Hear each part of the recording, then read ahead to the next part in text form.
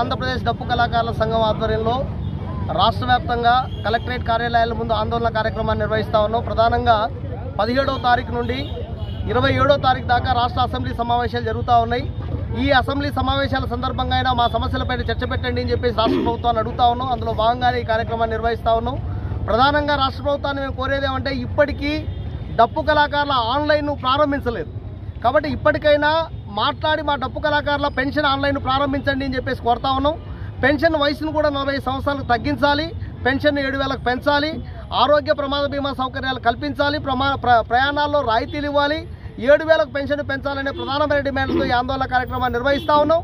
ఇప్పటికైనా రాష్ట్ర ప్రభుత్వం చర్చించి సమస్యలు పరిష్కరించకపోతే డప్పే ఆయుధంగా రాష్ట్ర వ్యాప్తంగా ఉన్న డప్పు కళాకారులందరినీ గెదిరించి విజయవాడలో డప్పు కళాకారుల సత్తా ఏంటో చూపిస్తామని చెప్పేసి ఈ సందర్భంగా రాష్ట్ర ప్రభుత్వాన్ని హెచ్చరిస్తా ఉన్నాం. నా పేరు ఎండి ఆనంద్ బాబు, డప్పు కళాకారుల సంఘం రాష్ట్ర అధ్యక్షుడిని.